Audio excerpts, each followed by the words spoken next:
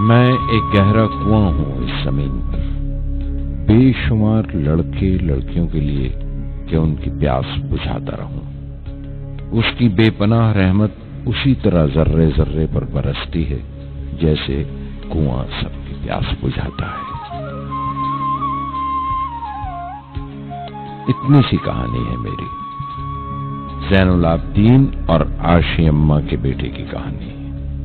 उस लड़के की कहानी जो अखबारें बेचकर अपने भाई की मदद करता था।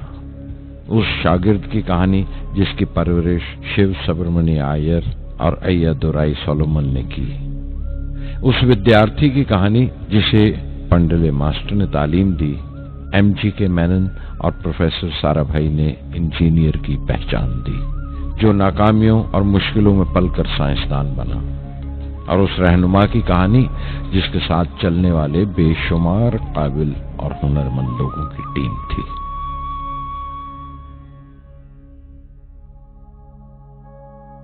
मेरी कहानी मेरे साथ खत्म हो जाएगी, क्योंकि दुनियावी मानों में मेरे पास कोई पूंजी नहीं है। मैंने कुछ हासिल नहीं किया, जमा नहीं किया, मेरे पास कुछ नहीं और कोई नहीं, न बेटा न बेटी न परिवार। मैं दूसरों के लिए मिसाल नहीं बनना चाहता, लेकिन शायद कुछ पढ़ने वालों को प्रेरणा मिले कि अंतिम सुख रूह और आत्मा की तस्कीन है। खुदा की रहमत उनकी विरासत है। मेरे परदादा अव्वल, मेरे दादा फकीर और मेरे वालिद ज़ैनुल आबदीन का खानदानी सिलसिला अब्दुल कलाम पर खत्म हो जाएगा, लेकिन खुदा की रहमत कभी खत्म नहीं होगी, क्योंकि वो अमर है, लाफानी है। पूर्णमदः पूर्णमिदं पूर्णात् पूर्णमुदच्यते पूर्णस्य पूर्णमादाय पूर्णमेवावशिष्यते। ॐ पूर्णमदः पूर्णमिदं पूर्णात् पूर्णमुदच्यते पूर्णस्य पूर्णमादाय पूर्णमेवावशिष्यते। पूर्णमदः पूर्णमिदं पूर्णात् पूर्णमुदच्यते पूर्णस्य पूर्णमादाय पूर्णमेवावशिष्यते। पूर्णमदः पूर्णमिदं पूर्णात् पूर्णमुदच्यते पूर्णस्य पूर्णमादाय पूर्णमेवावशिष्यते।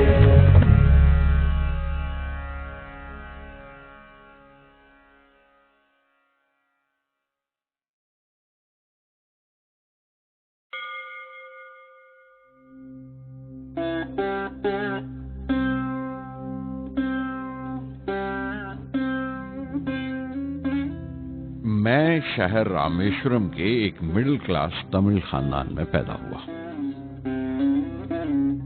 मेरे अब्बा ज़ैनुल आबदीन के पास न तालीम थी न दौलत, लेकिन इन मजबूरियों के बावजूद एक दानाई थी उनके पास और हौसला था। और मेरी मां जैसी मददगार थी आशी अम्मा।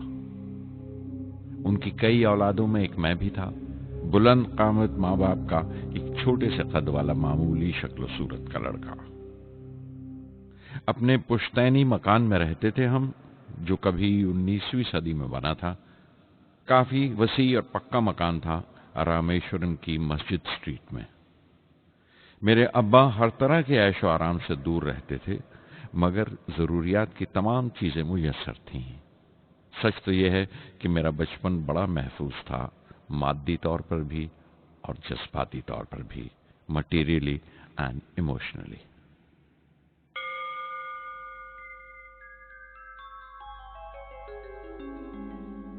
रामेश्वरम का मशहूर शिव मंदिर हमारे घर से सिर्फ 10 मिनट की दूरी पर था।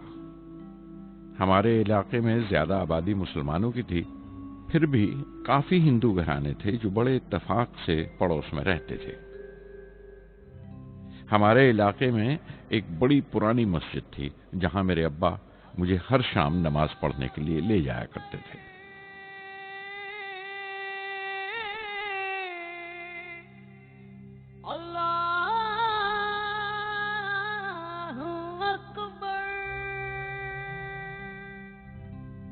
रामेश्वरम मंदिर के बड़े पुरोहित पक्षी लक्ष्मण शास्त्री मेरे अब्बा के पक्के दोस्त थे। मेरी बचपन की यादों में आंकी हुई एक याद ये भी थी कि अपने अपने रवायती लिबास में बैठे हुए वो दोनों कैसे रूहानी मसलों पर देर देर तक बातें करते रहते थे।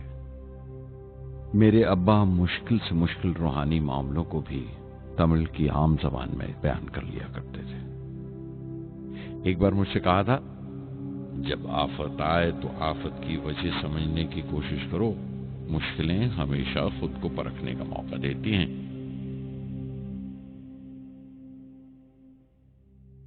मैंने हमेशा अपनी साइंस और टेक्नोलॉजी में अब्बा के असूलों पर चलने की कोशिश की है।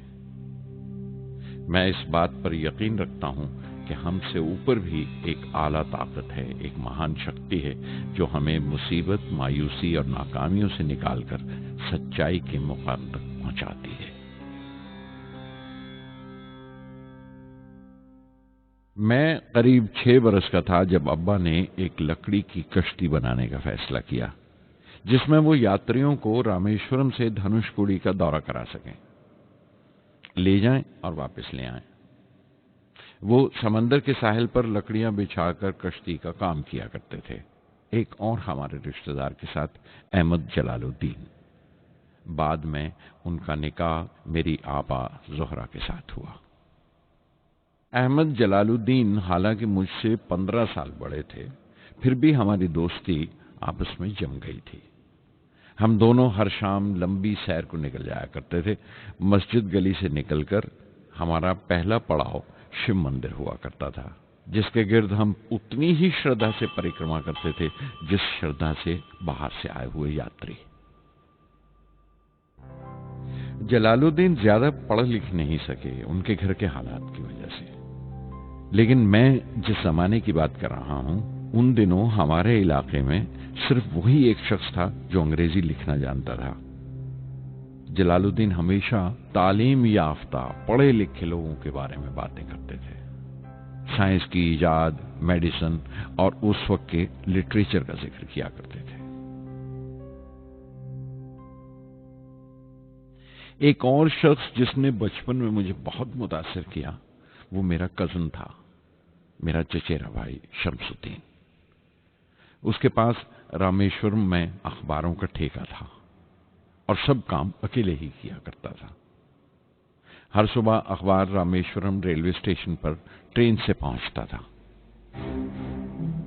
सन 1939 में दूसरी आलमगीर जंग शुरू हुई, द सेकेंड वर्ल्ड वॉर। उस वक्त मैं 8 साल का था। हिंदुस्तान को इत्तेहादी फौजों के साथ शामिल होना पड़ा और एक इमरजेंसी के हालात पैदा हो गए थे। सबसे पहली दुर्घटना यह हुई कि रामेश्वरम स्टेशन पर आने वाली ट्रेन का रुकना कैंसिल कर दिया गया और अखबारों का गट्ठा अब रामेश्वरम और धनुषकोडी के बीच से गुजरने वाली सड़क पर चलती ट्रेन से फेंक दिया जाता। शमसुद्दीन को मजबूरन एक मददगार रखना पड़ा जो अखबारों के गट्ठे सड़क से जमा कर सके। वो मौका मुझे मिला और शमसुद्दीन मेरी पहली आमदनी की वजह बना। हर बच्चा जो पैदा होता है वो कुछ समाजी और आर्थिक हालात से जरूर असरअंदाज होता है और कुछ अपने जज्बाती माहौल से भी। उसी तरह उसकी तरबियत होती है। मुझे दयानतदारी और सेल्फ डिसिप्लिन अपने अब्बा से विरासत में मिला था और मां से अच्छाई पर यकीन करना और रहमदिली।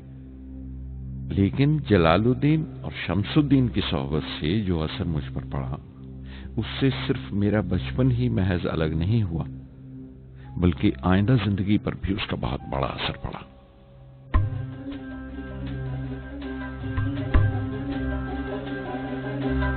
தந்தை மகற்கு ஆற்றும் நன்றி அபயத்து முந்தி இருப்பச்செயல் தந்தை மகற்கு ஆற்றும் நன்றி அபயத்து முந்தி இருப்பச்செயல்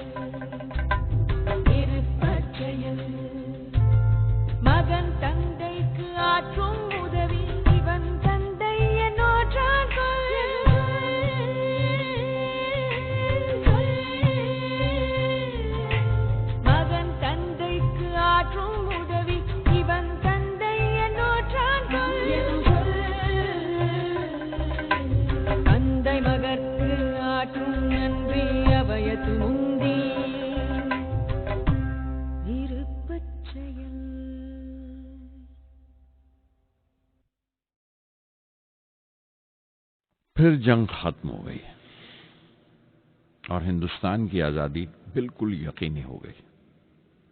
मैंने अब्बा से रामेश्वरम छोड़ने की इजाजत चाही। मैं डिस्ट्रिक्ट हेडक्वार्टर्स रामनाथपुरम जाकर पढ़ना चाहता था। शमसुद्दीन और जलालुद्दीन मेरे साथ रामनाथपुरम तक गए मुझे श्वार्ट्ज हाई स्कूल में दाखिल कराने के लिए। जाने क्यों वो नया माहौल मुझे रास नहीं आया। रामनाथपुरम बड़ा मसरूफ शहर था और करीब 50,000 की आबादी थी, लेकिन रामेश्वरम का सुकून और इत्मीनान कहीं नहीं था। घर बहुत याद आता था और घर लौटने का कोई मौका मैं छोड़ता नहीं था। श्वार्ट्ज हाई स्कूल में दाखिल होने के बाद एक 15 साल लड़के के तमाम शौक जो हो सकते थे मेरे अंदर जाग उठे। मेरे टीचर अय्यादुराई सोलोमन बेहतरीन रहबर थे, गाइड उस नौजवान जहन के लिए जिसके सामने जिंदगी की बेशुमार मुमकिनात खुलने वाली थी।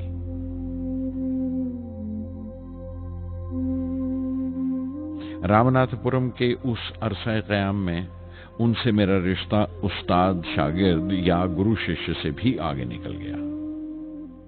अय्यादुराई कहा करते थे, जिंदगी कामयाब होने और नतीजे हासिल करने के लिए 3 ताकतों पर काबू पाना बहुत जरूरी है: ख्वाहिश, यकीन और उम्मीद।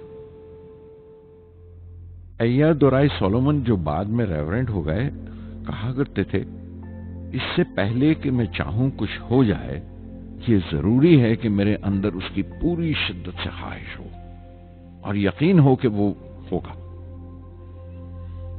मैं अपनी जिंदगी से अगर मिसाल दूं तो मुझे बचपन से ही आसमान के इसरार और परिंदों की परवाज हमेशा हैरान करती थी, फैसिनेट करती थी। समंदर में कूंजों और बगलों को ऊंची उड़ाने लगाते देखता था तो उड़ने को जी करता था। मैं एक सादा लोग गांव ही का लड़का तो था, लेकिन मुझे यकीन था कि एक दिन मैं जरूर उन कूंजों की तरह बुलंद उड़ाने लगाऊंगा, बुलंदी पर प्रवास करूंगा।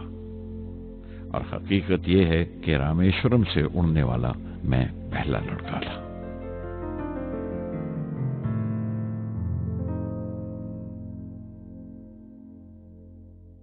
श्वार्ट्ज स्कूल में तालीम खत्म करते करते मेरे अंदर खुद एतमादी बस चुकी थी और मुझे यकीन था कि मैं जरूर कामयाबी हासिल करूंगा। मैं तालीम आगे जारी रखूंगा, उसमें कोई दूसरा ख्याल नहीं था। सन 1950 में मैं इंटरमीडिएट पढ़ने के लिए सेंट जोसेफ कॉलेज ट्रिची में दाखिल हो गया।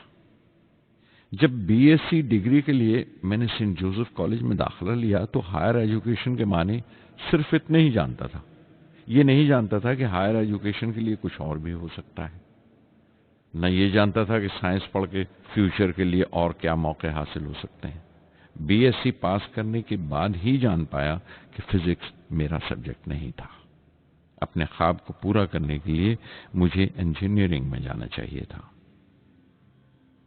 पता नहीं क्यों कुछ लोगों का ऐसा ख्याल है कि साइंस आदमी को खुदा से मुनकर कर देती है, लेकिन मेरे लिए तो साइंस एतमाद, विश्वास और रूहानी तस्कीन की वजह रही है। किसी तरह मैं MIT यानी मद्रास इंस्टीट्यूट ऑफ टेक्नोलॉजी के उम्मीदवारों की लिस्ट में तो आ गया, लेकिन उसका दाखिला बहुत महंगा था। कम से कम 1,000 रुपए की जरूरत थी और मेरे अब्बा के पास इतने रुपए नहीं थे। उस वक्त मेरी अक्का, मेरी आपा जोहरा ने अपने सोने के कड़े और चेन बेचकर मेरी फीस का इंतजाम किया। मुझ पर उसकी उम्मीद और यकीन देखकर मैं पसीज गया।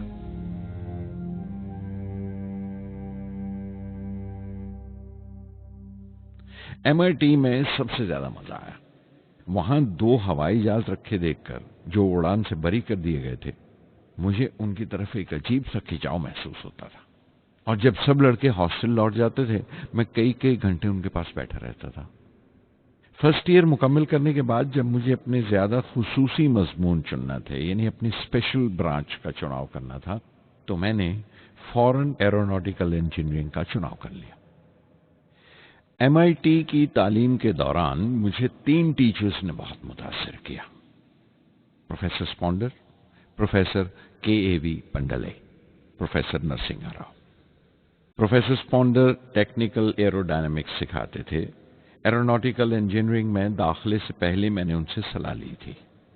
उन्होंने समझाया था कि मुझे मुस्तकबिल का फैसला करने से पहले मुस्तकबिल की मुमकिनात के बारे में नहीं सोचना चाहिए, बल्कि सोचना चाहिए एक अच्छी बुनियाद के लिए और अपने रुझान और इश्तियाक के बारे में कि उसमें कितनी शिद्दत है, मेरे एप्टीट्यूड्स और एस्पिरेशन में कितनी इंटेंसिटी है। मैं खुद भी होने वाले इंजीनियरिंग स्टूडेंट्स से कहना चाहता हूं कि जब वो अपना स्पेशलाइजेशन का चुनाव करें तो ये देखें कि उनमें कितना शौक है, कितना उत्साह है और लगन है उस शोबे में जाने के लिए। प्रोफेसर KAV पंडले ने मुझे एरोस्ट्रक्चर डिजाइन सिखाया और उसका तज्जिया भी, विश्लेषण, एनालिसिस भी। वो बड़े खुशदिल और दोस्त टीचर थे और हर साल कोई ना कोई नया तरीका, नया नजरिया लेकर आते थे कोर्स में। प्रोफेसर नरसिंह राव मैथमेटिशियन थे। वो एरोडायनेमिक्स की थ्योरी सिखाया करते थे। उनकी क्लास में दाखिल होकर मुझे मैथमेटिकल फिजिक्स बाकी तमाम सब्जेक्ट से ज्यादा अच्छा लगने लगा। साधर संगी हरि हरि नाम चित्तारा चित्तारा,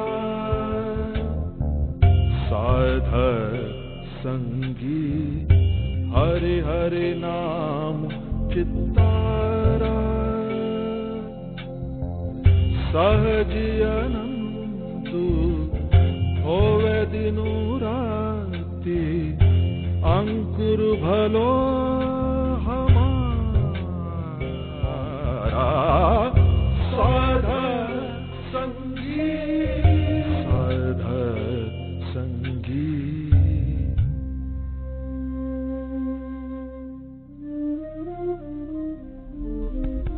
गुरुपुरा भेटियो बड़ भागी, गुरुपुरा भेटियो बड़ भागी, जाको अंतु न पारावारा, अंतु न पारावारा, नानक सरनी कही स्वामी की, पुनः पुनः नमस्कार, साधर संगी साधर संगी।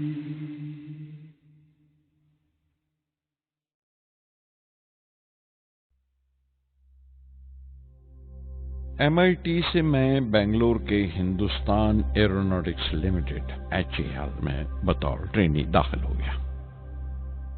HAL से जब मैं एरोनॉटिकल इंजीनियरिंग ग्रेजुएट बनकर निकला तो जिंदगी ने 2 मौके मेरे सामने खड़े कर दिए और दोनों मेरी परवाज के देरीना ख्वाब पूरे कर सकते थे। एक मौका था एयरफोर्स का, दूसरा मिनिस्ट्री ऑफ डिफेंस में directorate of technical development and production का। मैंने दोनों में अर्जी भेज दी और बैक वक्त दोनों से इंटरव्यू का बुलावा आ गया। एयरफोर्स के लिए मुझे देहरादून बुलाया गया था और डिफेंस के लिए दिल्ली।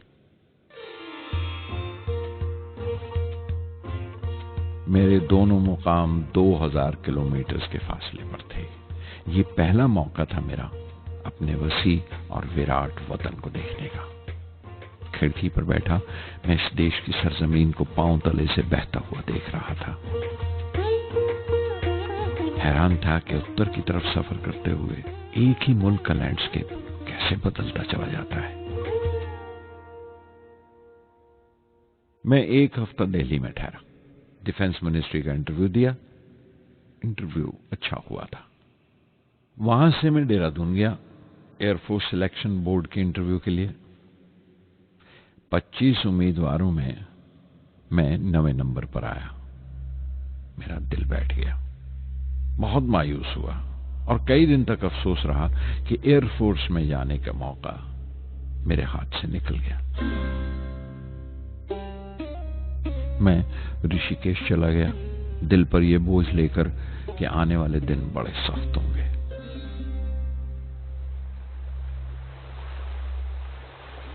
गंगा में स्नान किया और फिर चलता हुआ पास की पहाड़ी पर शिवानंद आश्रम तक पहुंच गया।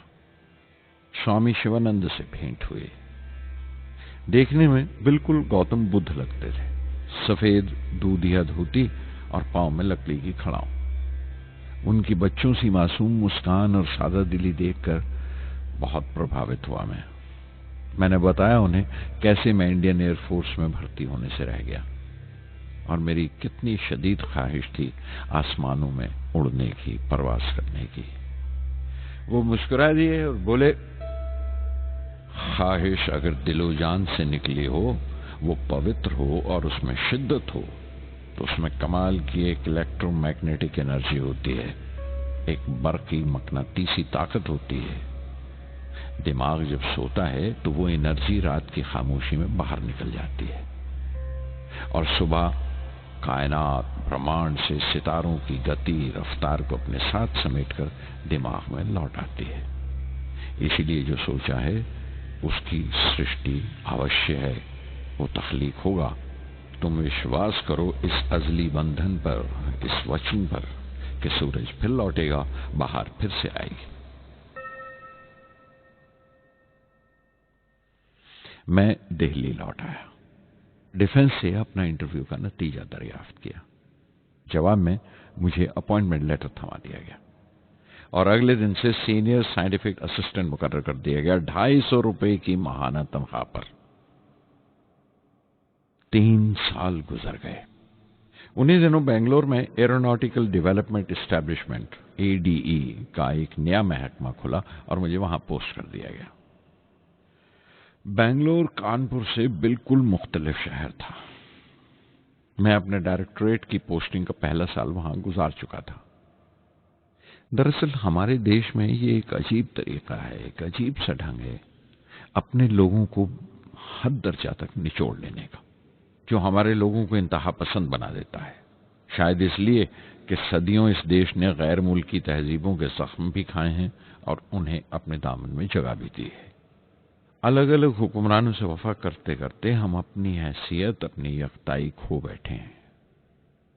बल्कि हमने एक और ही किस्म की खूबी पैदा कर ली है कि एक ही वक्त में रहमदिल भी हैं और बेरहम भी, हसास भी हैं और बेहिस भी। जितने गहरे हैं उतने ही सतही। ऊपर से देखो तो हम बड़े खुश रंग और खूबरू नजर आते हैं, लेकिन कोई गौर से देखे तो अपने हुक्मरानों की एक बेढब नकल से ज्यादा कुछ नहीं है। मैंने कानपुर में कल्ले में दबाए हुए पान वाले नवाब वाजिद अली शाह के नकलची बहुत देखे और बेंगलोर में फिरंगियों के अंदाज में कुत्ते की जंजीर थामे टहलते हुए साहिबों की कमी नहीं थी। बेंगलोर में रहकर मैं रामेश्वरम की सुकून और गहरे शांत वातावरण के लिए तरसता था।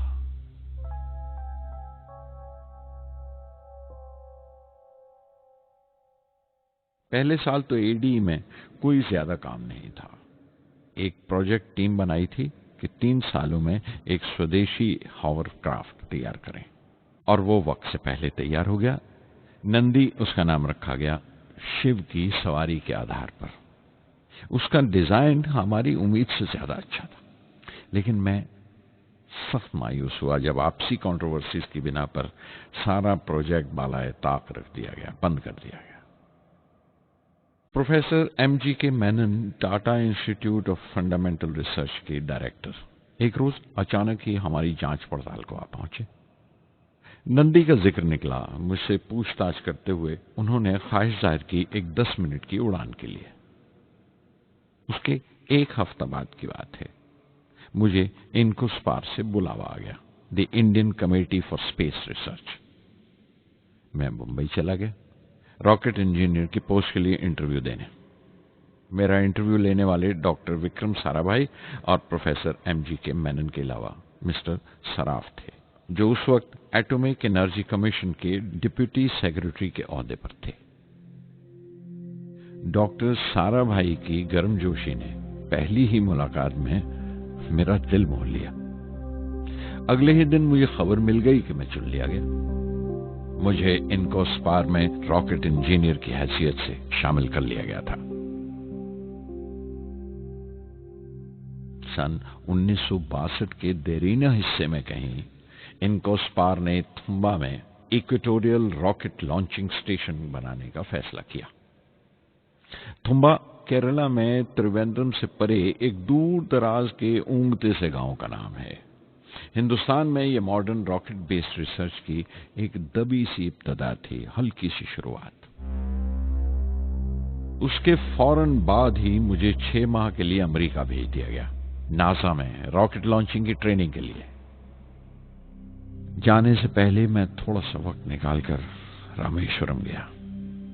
मेरे अब्बा मेरी इस कामयाबी के लिए बहुत खुश हुए और मुझे उसी मस्जिद में ले जाकर शुक्राने की नमाज अदा की।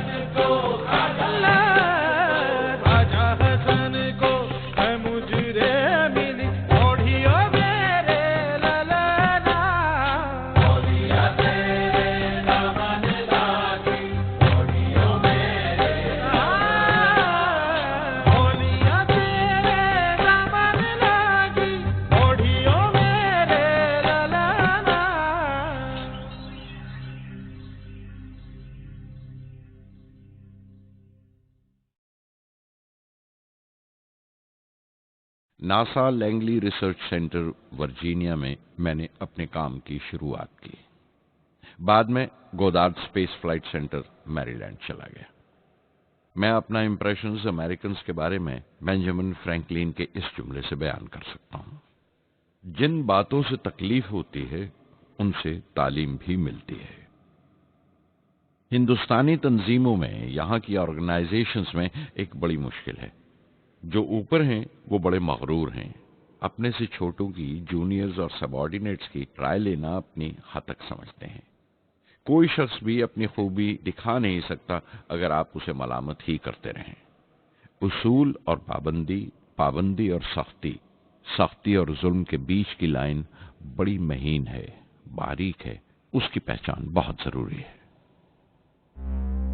मैं जैसे ही नासा से लौटा, फौरन बाद हिंदुस्तान का पहला रॉकेट लॉन्च वाक़या हुआ, 21 नवंबर सन 1963।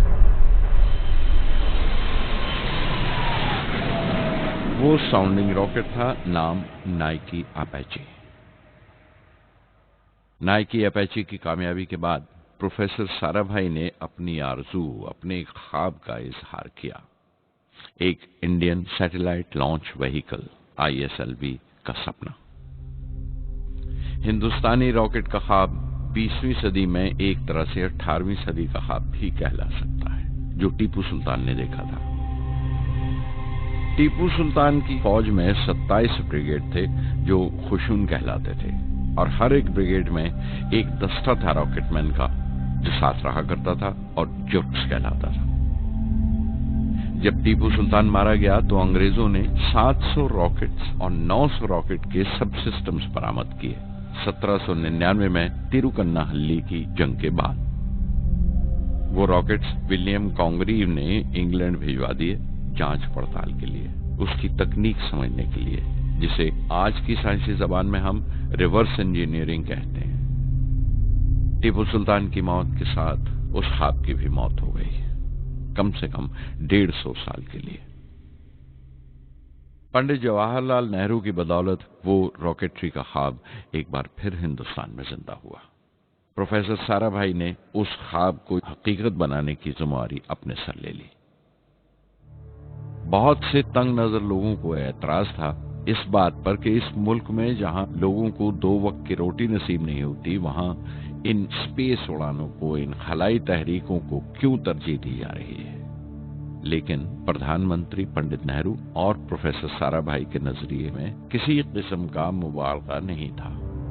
उनके नजरिए बिल्कुल साफ थे कि अगर दुनिया के मुल्कों में और दुनिया के मसलों में कोई हिस्सा लेना है, शिरकत करनी है, हिंदुस्तान को कोई हैसियत हासिल करनी है, तो साइंस और टेक्नोलॉजी की तरक्की और खुद मुख्तारी, सेल्फ रिलायंस अशद जरूरी है। और उनका मकसद ताकत का मुजाहिरा हरगिज नहीं था। सहज पके सो मीठा होए। थुम्बा में 2 रॉकेट सहज पके मगर कामयाब हुए, एक रोहनी, दूसरा मेनका। अगला साल लगा ही था जब प्रोफेसर साराभाई ने मुझे दिल्ली बुला भेजा। एक मीटिंग थी और मीटिंग में ग्रुप कैप्टन वीएस नारायणन से मेरा तारुफ कराया गया, जो एयर हेडक्वार्टर्स से थे। प्रोफेसर साराभाई ने रेटो तैयार करने का इरादा जाहिर किया, rocket assisted take off system, एक मिलिट्री एयरक्राफ्ट जो रॉकेट की मदद से उड़ाया जा सके, बड़ी छोटी सी जगह में। शाम तक यह खबर भी आम हो गई कि हिंदुस्तान एक खुद साख्ता मिलिट्री एयरक्राफ्ट तैयार कर रहा है और मैं उस प्रोजेक्ट का मुख्तार हूं, जिम्मेदार हूं। मैं कई तरह के जज्बात से भर गया, खुश भी था, शुक्रगुजार भी, खुशकिस्मत भी, और एक एहसास हुआ तकमील का, फुलफिलमेंट का। 19वीं सदी के एक शायर की ये सतरें बहुत याद आई। हर दिन के लिए तैयार रहो, हर दिन को एक तरह ही मिलो, जब ओखली हो बर्दाश्त करो, जब दस्ता हो तो वार करो। रेटो पे काम करते हुए 2 अहम वाकयात हुए। पहला तो यह था कि अपने देश में पहली बार स्पेस रिसर्च का 10 साला प्रोग्राम तैयार हुआ, जिसके ऑथर थे प्रोफेसर साराभाई। मेरे लिए वो एक ऐसा रूमानी मैनिफेस्टो था जैसे स्पेस से इश्क करने वाले किसी शायर की रूमानी नज्म हो, जैसे कोई अपने देश के आसमान से इश्क करने लगा हो। और दूसरा वाकया मिनिस्ट्री ऑफ डिफेंस में मिसाइल पैनल का तैयार होना। नारायणन और मैं, हम दोनों उस पैनल के मेंबर थे। उस वक्त तक भविष्य की आने वाली एसएलवी सैटेलाइट लॉन्च व्हीकल का नाक नक्शा भी तैयार हो चुका था। प्रोफेसर साराभाई अपने देरीना ख्वाब को ताबीर देने के लिए कुछ और साथियों का चुनाव कर चुके थे। मैं खुद को खुशकिस्मत समझता हूं कि मुझे उस प्रोजेक्ट का लीडर चुना गया। उस पर प्रोफेसर साराभाई ने मुझे एक और जिम्मेदारी भी सौंपी कि लॉन्च की 4थी स्टेज मैं ही डिजाइन करूं। यह मामूल था, मेरा आदत थी कि हर मिसाइल पैनल की मीटिंग के बाद मैं जाकर प्रोफेसर साराभाई को पूरी तफसील, पूरी रिपोर्ट देता था। दिल्ली में ऐसी ही एक मीटिंग के बाद 23 दिसंबर 1971 को मैं त्रिवेंद्रम लौट रहा था और उस दिन प्रोफेसर साराभाई थुम्बा में एसएलवी का मुआयना करने गए हुए थे। दिल्ली एयरपोर्ट के लाउंज से मैंने उन्हें फोन किया, पैनल मीटिंग की तफसील बताई। प्रोफेसर साराभाई ने मुझे कहा कि मैं त्रिवेंद्रम एयरपोर्ट पर उनका इंतजार करूं। मैं जब त्रिवेंद्रम पहुंचा तो फिजा में एक मातम बिछा हुआ था। मुझे खबर दी गई कि प्रोफेसर साराभाई नहीं रहे। चंद घंटे पहले दिल का दौरा पड़ने से उनका इंतकाल हो गया। मैं थर्रा के रह गया। चंद घंटे पहले ही तो मैंने उनसे बात की थी। मेरे लिए वो बहुत बड़ा सदमा था। प्रोफेसर साराभाई मेरी नजर में इंडियन साइंस के राष्ट्रपिता हैं, जैसे राष्ट्र के पिता महात्मा गांधी हैं। उन्होंने अपनी टीम से रहनुमा पैदा किए और खुद अपने अमल से उनके लिए मिसाल साबित हुए।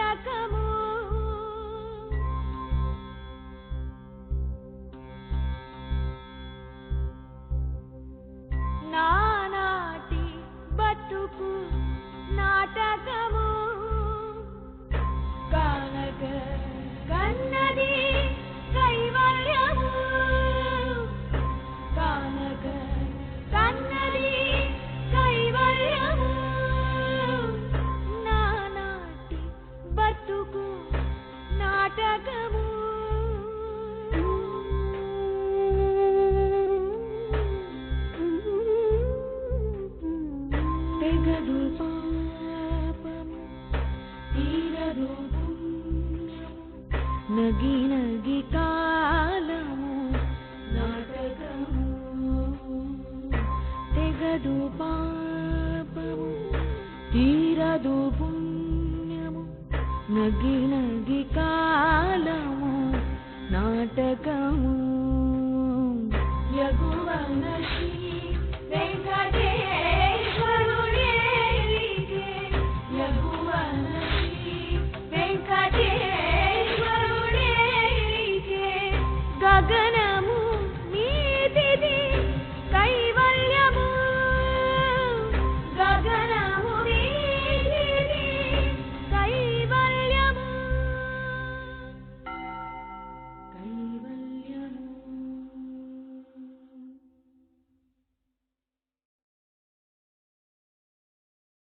कुछ अरसा प्रोफेसर एमजी के मेनन ने स्पेस रिसर्च का काम संभाला।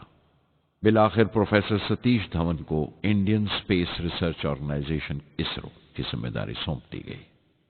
तुम्बा का पूरा कॉम्प्लेक्स एक बड़े पैमाने पर स्पेस सेंटर बना दिया गया और Vikram Sarabhai space centre VSSC का नाम दिया गया। जिसने वो सेंटर कायम किया था उसी के नाम से उस जगह की श्रद्धांजलि पेश की गई। मशहूर मेटलर्जिस्ट डॉक्टर ब्रह्म प्रकाश VSSC के पहले डायरेक्टर मुकर्रर हुए। कोई भी शख्स अपनी जिम्मेवारी में तभी कामयाब हो सकता है अगर वो बारसूख हो, मोतबर हो और अपने फैसलों के लिए उसे सही हद तक आजादी हो। शायद निजी जिंदगी में भी तसल्ली का यही एक रास्ता है, आजादी और जिम्मेवारी एक साथ हो, तभी वो तस्कीन और खुशी का बायस हो सकती है। और जाती आजादी हासिल करने के लिए मैं 2 रास्ते तजवीज कर सकता था जो मैंने इख्तियार किए। पहला तो ये कि अपनी तालीम और तरबियत को बढ़ावा दो। इल्म, नॉलेज बड़ा कारामद हथियार है, बहुत काम आता है। इल्म जितना ज्यादा होगा उतनी ज्यादा आजादी के हकदार होगे। इल्म वो पूंजी है जो कोई छीन नहीं सकता। टीम की रहनुमाई तभी मुमकिन है अगर आपकी जानकारी मुकम्मल हो, अप टू डेट हो। कामयाब रहनुमा बनने के लिए जरूरी है कि दिन का काम जब खत्म हो आप पिछले काम का जायजा लें, अगले दिन के काम की तैयारी करें। दूसरा तरीका यह है कि अपने काम को अपना फख्र समझें, गर्व समझें और जरूरी है कि अपने अंदर की शक्ति की सही जानकारी हो। जो करो उस पर यकीन रखो या जिस पर यकीन हो वही करो, वरना दूसरों के ईमान का शिकार बनते रहोगे। SLV प्रोजेक्ट के पहले 3 सालों में साइंस के बहुत से नए नए इसरार खुले और आहिस्ता आहिस्ता साइंस और टेक्नोलॉजी का फर्क समझ आने लगा। रिसर्च और अमल, डेवलपमेंट का फासला पता चलने लगा। किसी भी इजाद में गलतियां होना लाजमी है, लेकिन हर गलती कामयाबी की तरफ एक और कदम उठाती है, एक और सीढ़ी बन जाती है।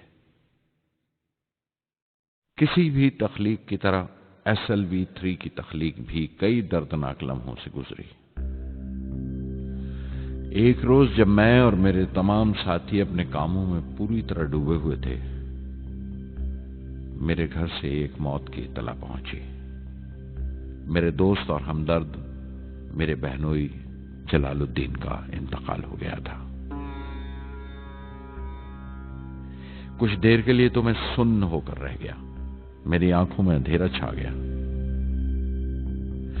थोड़ी देर बाद जब अपने चौगिर्दे का एहसास हुआ तो महसूस किया जैसे मेरी हस्ती का एक हिस्सा मर गया था।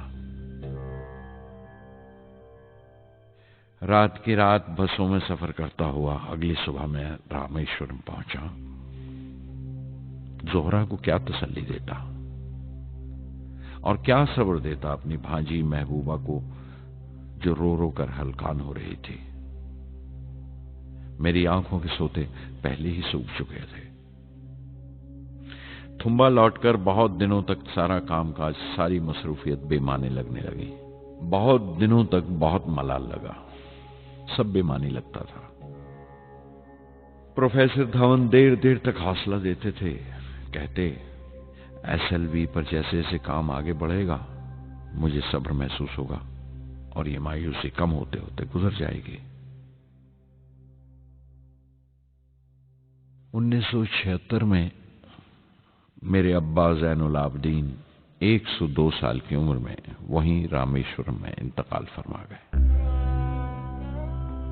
15 पोते पोतियां छोड़कर गए थे पीछे और एक पड़पोता। दुनियावी तौर पर वो सिर्फ एक और बुजुर्ग की मौत थी। कोई बड़ा मातम नहीं हुआ, झंडा नहीं उतारा गया, न अखबारों ने स्याह हाशिए दिए, न सियासतदान थे वो, न विद्वान कोई, न कोई बड़े सरमायादार। एक सीधे सादे इंसान थे, फरिश्ता सिफत। और हर उस बात की वजह थे जो दानाई और पारसाई की राह दिखाती है।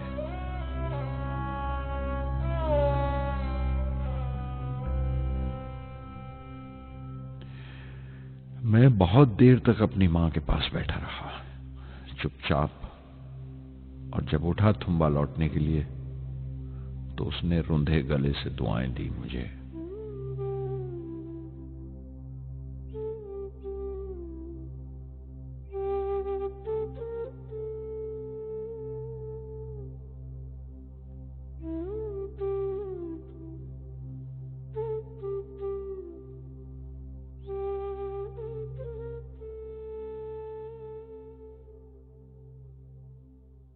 SLV-3 अपोजी रॉकेट जो फ्रांस से उड़ाई जाने वाली थी, अचानक कुछ मुश्किलों का शिकार हो गई। मुझे फौरन फ्रांस जाना पड़ा। मैं रवाना होने ही वाला था कि मेरी मां की मौत की खबर पहुंची। यके बाद दीगरे 3 मौतें हो गई मेरे घर में।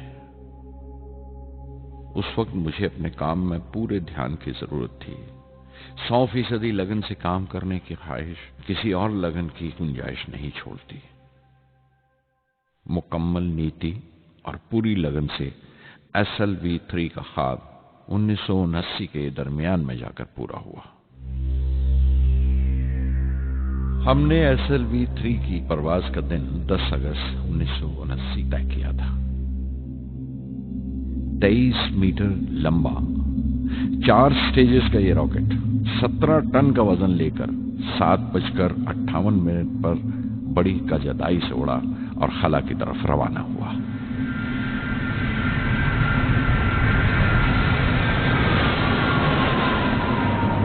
पहली स्टेज हर तरह से पुख्ता निकली और बड़े आराम से रॉकेट दूसरी स्टेज में दाखिल हो गया। हम सब दम खुद रह गए, सांस रोके बैठे थे। हमारे बरसों का ख्वाब आसमान की तरफ सफर कर रहा था। अचानक हमारे ख्वाब में दरार आई, हमारा सुकूत टूटा, हमारी खामोशी टूटी। दूसरी स्टेज काबू से बाहर होने लगी थी। 317 सेकंड के बाद परवाज टूट गई। मेरी मेहनत और उम्मीद चौथी स्टेज को साथ लेकर तमाम मलबा श्रीहरिकोटा से 560 किलोमीटर दूर समंदर में जाके गिरा।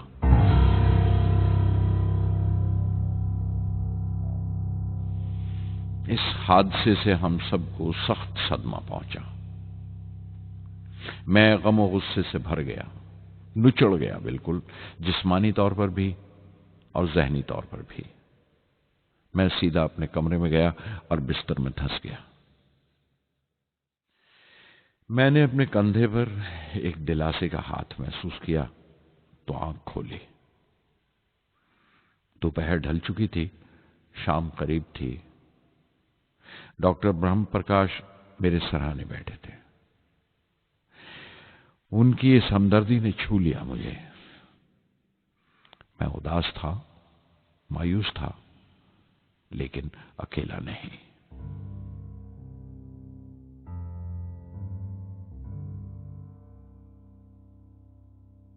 हर शख्स तकनीकी जमा तफरीक और बहस मुबासे के बाद मुतमईन हो चुका था, संतुष्ट हो चुका था, लेकिन मुझे इत्मीनान न आया और मुसलसल बेचैन रहा। मैं बेसाख्ता खड़ा हो गया और एतराफ किया प्रोफेसर धवन के सामने सर, मेरे साथियों को नाकामयाबी की वजह दरियाफ्त हो जाने से इत्मीनान हो गया, लेकिन मैं उसे काफी नहीं समझता। इस मिशन के डायरेक्टर की हैसियत से इस गलती को भी मैं अपनी जिम्मेवारी समझता हूं। SLV-3 की नाकामयाबी की जिम्मेवारी मेरी है।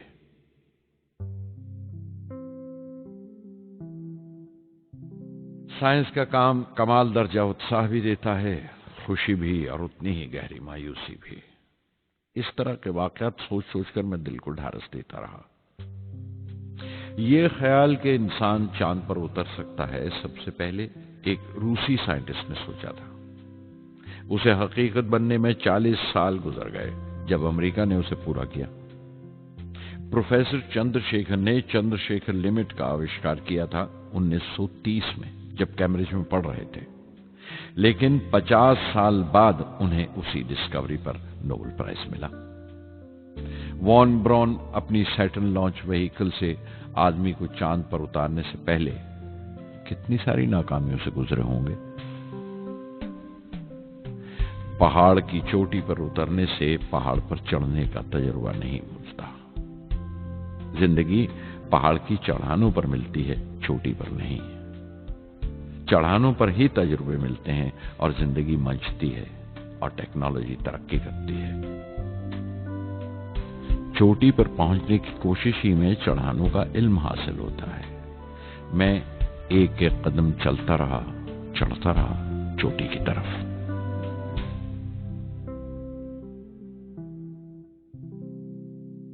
SLV-3 की उड़ान से 30 घंटा पहले 17 जुलाई 1980 के दिन अखबारों की सुर्खियां तरह तरह की राय और अंदाजों से भरी हुई थी। ज्यादातर रिपोर्टर्स ने पहली SLV की उड़ान याद दिलाई थी कि किस तरह वो रॉकेट फेल हो गया था और उसका मलबा समंदर में जाकर गिरा था। कुछ लोगों ने तो देश की दूसरी खामियों का जिक्र करते हुए भी उसे SLV-3 से जोड़ दिया था। मैं जानता था कि अगले दिन का नतीजा हमारे फ्यूचर के स्पेस प्रोग्राम का फैसला करने वाला है। मुख्तसर ये कि सारी कौम की नजरें हम पर गड़ी हुई थीं।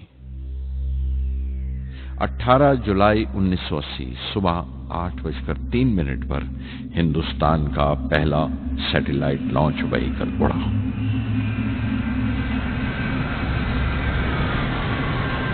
मैंने रोहिणी सैटेलाइट का तमाम डेटा कंप्यूटर पर जांचा। अगले 2 मिनट के अंदर अंदर रोहिणी अंतरिक्ष में था। उस तमाम शोरगुल के बीच में मैंने अपनी जिंदगी के सबसे अहम अल्फाज अदा किए। मैं मिशन डायरेक्टर बोल रहा हूं, एक जरूरी खबर सुनने को तैयार रहो। चौथी स्टेज कामयाबी के साथ रोहिणी सैटेलाइट को लेकर अंतरिक्ष में दाखिल कर रही है। मैं ब्लॉक से बाहर आया तो मेरे साथियों ने मुझे कंधों पर उठा लिया और नारे लगाते हुए जुलूस निकाला। सारी कौम में एक जोश की लहर दौड़ गई। हिंदुस्तान उन चंद कौमों में शामिल हो गया था जिनके पास सैटेलाइट लॉन्च की काबिलियत थी।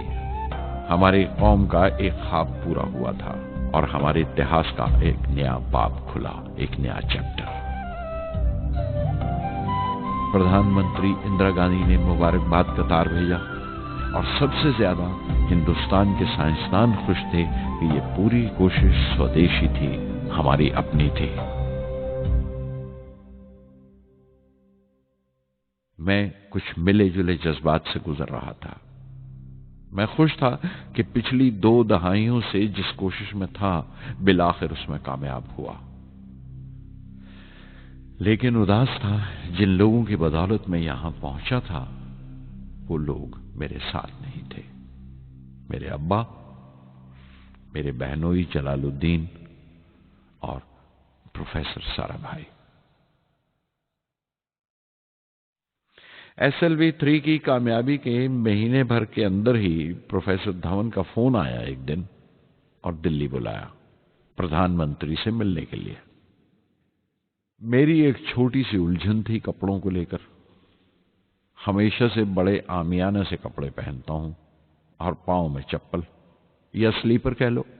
प्रधानमंत्री को मिलने जैसा वो लिबास नहीं था, मेरे लिए नहीं, उनके एहतराम के लिए। सुना तो प्रोफेसर धवन बोले, कपड़ों की फिक्र मत करो, तुमने जो शानदार कामयाबी पहन रखी है वो काफी है। रिपब्लिक डे 1981 मेरे लिए एक बड़ी खुशखबरी लेकर आया कि मुझे पद्म भूषण से नवाजा गया है। मैंने अपने कमरे को बिस्मिल्लाह खां की शहनाई से भर लिया। शहनाई की गूंज मुझे कहीं और ही ले गई। मैं रामेश्वरम पहुंच गया, मां के गले लगा। अब्बा ने मेरे बालों को उंगलियों से सहलाया और मेरा दोस्त, मेरा रफीक जलालुद्दीन मस्जिद गली में जमा हुए लोगों में मेरे इनाम का ऐलान कर रहा था। मेरी बहन जोहरा ने मीठा बनाया घर में। पक्षी लक्ष्मण शास्त्री ने मेरे माथे पर तिलक लगाया। फादर सोलोमन ने मेरे हाथ में सलीब देकर दुआ पढ़ी और प्रोफेसर सारा भाई को देखा। उनके चेहरे पर मुस्कुराहट थी, फख्र था। जो पौधा वो लगाकर गए थे अब पूरा पेड़ बन चुका था, जिसके फल हिंदुस्तान की आवाम तक पहुंच रहे थे।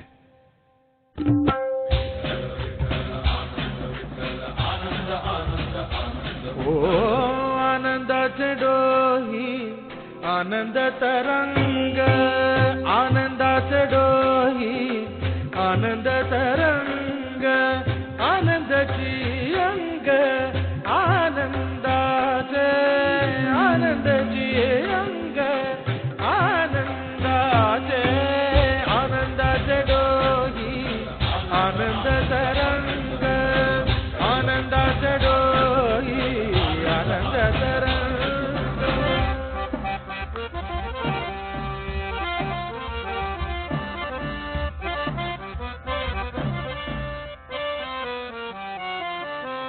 गर्भाचे आवडी मातेचा डोहळा, तेथीचा जिव्हाळा येथे बिंबे। गर्भाचे आवडी मातेचा डोहळा, तेथीचा जिव्हाळा तेथे बिंबे। तुका म्हणे तैसा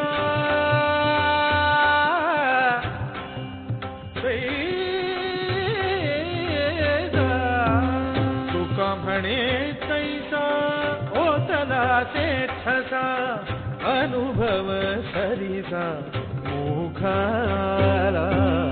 आनंदाचे डोही आनंद तरंग, आनंदाची अंग, आनंदाचे आनंदाचे डोही आनंद तरंग।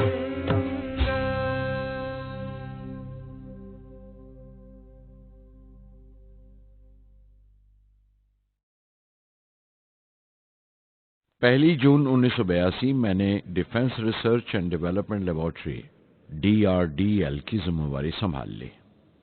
उस वक्त के defence minister Shri R Venkataraman ने जब मशवरा दिया कि बजाय दर्जा बदर्जा मिसाइल तैयार करने के हमें मुकम्मल अपनी मिसाइल तैयार करने का प्रोग्राम बनाना चाहिए, तो हमें अपने कानों पर यकीन नहीं आया और देखते देखते ही वो प्रोजेक्ट एक मुकम्मल मिसाइल का प्रोग्राम बन गया, जिसके नतीजे आइंदा बहुत दूर तक पहुंचे। हर एक प्रोजेक्ट का नाम हिंदुस्तान की खुद मुख्तारी, सेल्फ रिलायंस का सबूत था। सरफेस टू सरफेस मिसाइल का नाम पृथ्वी रखा गया। टैक्टिकल कोर व्हीकल को त्रिशूल का नाम दिया गया। Surface to air defence system Akash कहलाया। एंटी टैंक मिसाइल प्रोजेक्ट को नाग के नाम से पुकारा गया और मेरे देरीना ख्वाब रेक्स को यानी re entry experiment launch vehicle को मैंने अग्नि का नाम दिया। मिसाइल टेक्नोलॉजी का हुनर दुनिया की कुछ चुनी हुई कौमों के पास ही था। वो बड़े ताज्जुब से हमारी तरफ देख रहे थे कि हम क्या करने जा रहे हैं और कैसे करेंगे। हम एक मीटिंग में बैठे हुए अपने मकसद को पूरा करने के लिए 1984 की निशानदेही कर रहे थे जब डॉक्टर ब्रह्म प्रकाश की मौत की खबर आई। मेरे लिए वो एक और सदमा था। पहली SLV की नाकामी के वक्त जिस तरह उन्होंने ढारस दी थी मुझे, वो याद करके मैं और ज्यादा गमगीन हो गया।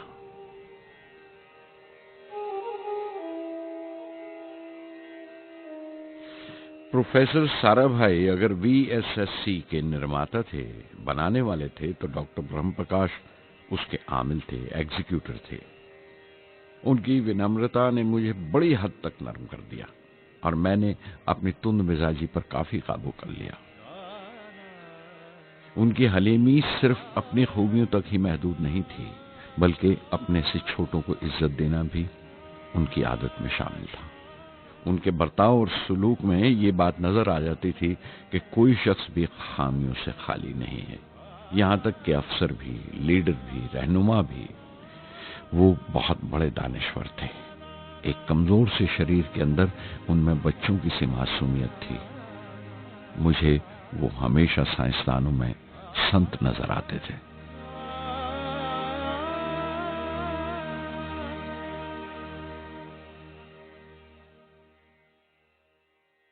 पृथ्वी का काम अपनी तकमील को पहुंच रहा था जब हम 1988 में दाखिल हुए। 25 फरवरी 1988 सुबह 11:23 पर पृथ्वी की पहली परवाज वाक़ हुई। हमारे मुल्क में वो एक ऐतिहासिक मौका था। पृथ्वी सिर्फ एक सरफेस टू सरफेस मिसाइल ही नहीं, बल्कि आइंदा आने वाली तमाम किस्म की मिसाइल का बुनियादी नक्शा भी था। फ्यूचर का मॉड्यूल था वो। पृथ्वी ने हमारे आस पड़ोस के मुल्कों को दहला दिया। मगरबी यानी वेस्टर्न मुल्कों को पहले तो हैरत हुई, फिर गुस्से का इजहार किया और पाबंदी लगा दी इंडिया के लिए कि वो ऐसी कोई चीज बाहर के मुल्कों से न खरीद सकें जो उनके मिसाइल प्रोग्राम में इस्तेमाल हो सकती हो या काम आ सकती हो। मिसाइल की ईजाद में हिंदुस्तान की खुद मुख्तारी ने दुनिया के तमाम तरक्की याफ्ता मुल्कों को परेशान कर दिया। अग्नि की टीम में 500 से ज्यादा साइंसदान शामिल थे। अग्नि की परवाज 20 अप्रैल 1999 तय पाई थी। लॉन्च की तमाम तैयारियां मुकम्मल हो चुकी थीं और हिफाजत के लिए यह फैसला किया गया था कि लॉन्च के वक्त आसपास के तमाम गांव खाली करा दिए जाएं। अखबारात और दूसरी मीडिया ने इस बात को बहुत उछाला। 20 अप्रैल पहुंचते पहुंचते तमाम मुल्क की नजरें हम पर टिकी हुई थीं। दूसरे मुल्कों का दबाव बढ़ रहा था कि हम इस तजुर्बे को मुलतवी कर दें या खारिज कर दें, लेकिन सरकार मजबूत दीवार की तरह हमारे पीछे खड़ी रही और किसी तरह हमें पीछे नहीं हटने दिया। परवाज से सिर्फ 14 सेकंड्स पहले हमें कंप्यूटर ने रुकने का इशारा किया। किसी एक पुर्जे में कोई खामी थी, वो फौरन ठीक कर दी गई, लेकिन उसी वक्त डाउन रेंज स्टेशन ने रुकने का हुक्म दिया। चंद सेकंड्स में कई रुकावटें सामने आ गईं और परवाज मुलतवी कर दी गई। अखबारात ने आस्तीनें चढ़ा ली। हर बयान ने अपनी अपनी तरह की वजूहात निकाल ली। कार्टूनिस्ट सुधीर दार ने एक कार्टून शाया किया जिसमें एक खरीदार कुछ सामान दुकानदार को वापस करते हुए कह रहा था, अग्नि की तरह वो भी नहीं चली। एक कार्टून में दिखाया गया कि साइंसदान कह रहा है, सब ठीक था, स्विच बटन नहीं चला। हिंदुस्तान टाइम्स के कार्टून में एक नेता रिपोर्टर को समझा रहा है, डरने की कोई बात नहीं, ये बड़ी अमन पसंद अहिंसावाद की मिसाइल है, इससे कोई मरेगा नहीं। करीब 10 रोज दिन रात काम चला मिसाइल की दुरुस्ती पर और आखिरकार साइंसदानों ने एक नई तारीख तय की अग्नि की परवाज के लिए।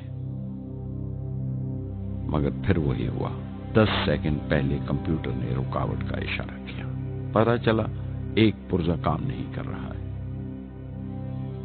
परवाज फिर मुलतवी कर दी गई। ऐसी बात किसी भी साइंसी तजुर्बे में हो जाना आम बात है। गैर मुल्कों में भी बहुत बार होता है, लेकिन उम्मीद से भरी हुई कौम हमारी मुश्किलें समझने को तैयार नहीं थी। हिंदू अखबार में केशव का एक कार्टून छपा जिसमें एक देहाती कुछ नोट गिनते हुए कह रहा था, मिसाइल के वक्त गांव से हट जाने का मुआवजा मिला है। 2-4 बार और ये तजुर्बा मुलतवी हुआ तो मैं पक्का घर बनवा लूंगा। अमोल बटर वालों ने अपने होर्डिंग पर लिखा, अग्नि को ईंधन के लिए हमारे बटर की जरूरत है। अग्नि की मुरम्मत का काम जारी रहा। आखिरकार एक बार फिर 22 मई की तारीख अग्नि की परवाज के लिए तय पाई। उसकी पिछली रात doctor Arunachalam, general KN Singh और मैं डिफेंस मिनिस्टर KC पंत के साथ चहलकदमी कर रहे थे। पूरे चांद की रात थी, हाई टाइड का वक्त था और लहरें गरज गरज कर खुदा की अजमत का नाम ले रही थी। कल अग्नि की परवाज कामयाब होगी या नहीं, बार बार यही सवाल हमारे दिमाग में गूंज रहा था।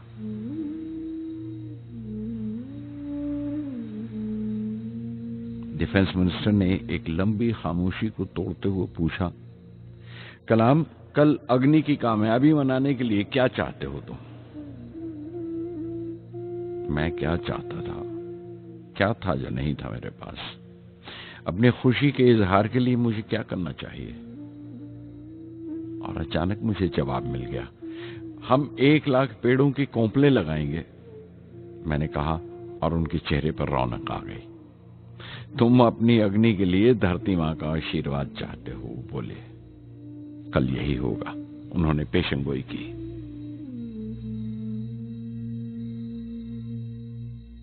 अगले दिन सुबह 7:10 पर अग्नि लॉन्च हुई। कदम कदम सही निकला। मिसाइल ने जैसे टेक्स्ट बुक याद कर लिया हो, जैसे सबक याद कर लिया था। हर सवाल का सही जवाब मिल रहा था। लगता था एक लंबे खौफनाक ख्वाब के बाद एक खूबसूरत सुबह ने आंख खोली है। 5 साल की मुशक्कत के बाद हम इस लॉन्च पैड पर पहुंचे थे। इसके पीछे 5 लंबे सालों की नाकामयाबी, कोशिशें और इम्तिहान खड़े थे।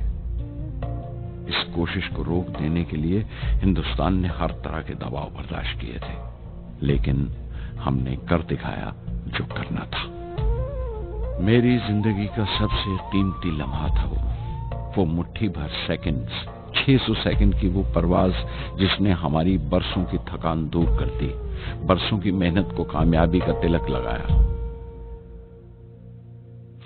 उस रात मैंने अपनी डायरी में लिखा, अग्नि को इस नजर से मत देखो। ये सिर्फ ऊपर उठने का साधन नहीं है, न शक्ति की नुमाइश है। अग्नि एक लौ है जो हर हिंदुस्तानी के दिल में जल रही है। इसे मिसाइल मत समझो, ये कौम के माथे पर चमकता हुआ आग का सुनहरी तिलक है। स्वधर्मम् अपि चावेक्ष्य न विकम्पितुम् अर्हसि, धर्म्याद् युद्धश्रेयोऽन्य क्षत्रियस्य न विद्यते। स्वधर्मम् अपि चावेक्ष्य न विकम्पितुम् अर्हसि, धर्म्याद् युद्धश्रेयोऽन्य क्षत्रियस्य न विद्यते। अदच्चेत्त्वम् इमं धर्म्यं सङ्ग्रामं न करिष्यसि, तदस्वधर्मं कीर्तिं च हित्वा पापम् अवाप्स्यसि, हित्वा पापम् अवाप्स्यसि।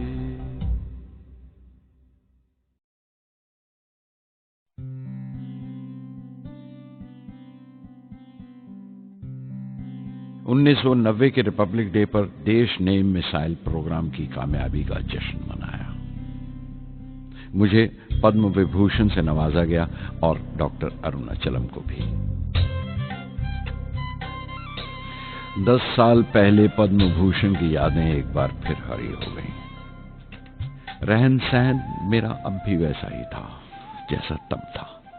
10 बाय 12 का एक कमरा किताबों से भरा हुआ और कुछ जरूरत का फर्नीचर जो किराए पर लिया था। फर्क इतना ही था कि तब यह कमरा त्रिवेंद्रम में था, अब हैदराबाद में। वेटर मेरा नाश्ता लेकर आया, इडली और छाछ, और आंखों में एक खामोश मुस्कुराहट, मुबारकबाद की। मैं अपने हमवतनों की इस नवाजिश से छलक गया।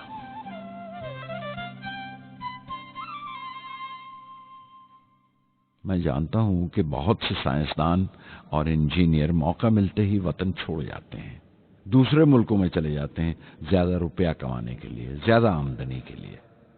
लेकिन ये आदर, मोहब्बत और इज्जत क्या कमा सकते हैं जो उन्हें अपने वतन से मिलती है। 15 अक्टूबर 1991 में 60 साल का हो गया। मुझे अपने रिटायरमेंट का इंतजार था। चाहता था कि गरीब बच्चों के लिए एक स्कूल खोलूं। ये वो दिन थे जब मैंने सोचा कि अपनी जिंदगी के तजुर्बे, मुशाहिदे और वो तमाम बातें कलमबंद करूं जो दूसरों के काम आ सकें। एक तरह से अपनी स्वाने उम्री लिखूं, अपनी जीवनी। मेरे ख्याल में मेरे वतन के नौजवानों को एक साफ नजरिए और दिशा की जरूरत है। तभी ये इरादा किया कि मैं उन तमाम लोगों का जिक्र करूं जिनकी बदौलत मैं ये बन सका जो मैं हूं। मकसद ये नहीं था कि मैं कुछ बड़े बड़े लोगों के नाम लूं, बल्कि ये कि कोई शख्स कितना भी छोटा क्यों ना हो, उसे हौसला नहीं छोड़ना चाहिए। मसले, मुश्किलें जिंदगी का हिस्सा हैं और तकलीफें कामयाबी की सच्चाइयां हैं। जैसा कहा है किसी ने, खुदा ने यह वादा नहीं किया कि आसमान हमेशा नीला ही रहेगा, जिंदगी भर फूलों से भरी राहें मिलेंगी। खुदा ने यह वादा नहीं किया कि सूरज है तो बादल नहीं होंगे, खुशी है तो गम नहीं, सुकून है तो दर्द नहीं होगा। मुझे ऐसा कोई गुरूर नहीं कि मेरी जिंदगी सबके लिए एक मिसाल बनेगी, मगर यह हो सकता है कि कोई मायूस बच्चा किसी गुमनाम सी जगह पर जो समाज के किसी माजूर हिस्से से ताल्लुक रखता हो, ये पढ़े और उसे चैन मिले, ये पढ़े और उसकी उम्मीद रोशन हो जाए। हो सकता है ये कुछ बच्चों को नाउमीदी से बाहर ले आए और जिसे वो मजबूरी समझते हैं वो मजबूरी ना लगे। उन्हें यकीन रहे कि वो जहां भी हैं खुदा उनके साथ है। काश हर हिंदुस्तानी के दिल में जलती हुई लौ को पर लग जाए और उस लौ की परवाज से सारा आसमान रोशन हो जाए।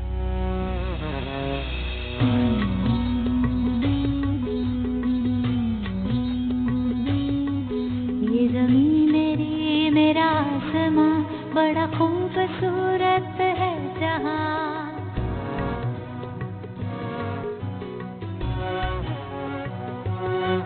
ये ज़मीन मेरी, मेरा आसमां, बड़ा खूबसूरत है जहां।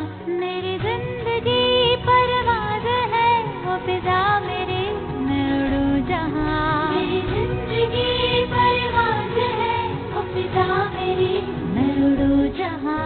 ये ज़मीन मेरी, मेरा आसमां, बड़ा खूबसूरत है जहां। कभी धूप लेप के आसमां हमने सुनहरी कर दिया। कभी धूप लेप के आसमां हमने सुनहरी कर दिया। फिर धूप बांध के पाँव में हम उड़े हैं ठंडी हवाओं में। मेरा आसमां बड़ा खूबसूरत है जहां। कभी वक्त उठा के सरों पे हम और आग लेके परों पे हम। कभी वक्त उठा के सरों पे हम और आग लेके परों पे हम। कभी छानी खाली खला कहीं, हम उड़े जहां पे हवा नहीं। ज़मीन मेरी, मेरा आसमां, बड़ा खूबसूरत है जहां। मेरी जिंदगी परवाज़ है, मेरी जिंदगी परवाज़ है, वो फिज़ा मेरी, मैं उड़ूं जहां। ये ज़मीन मेरी, मेरा आसमां, बड़ा खूबसूरत है जहां। ये ज़मीन मेरी, मेरा आसमां,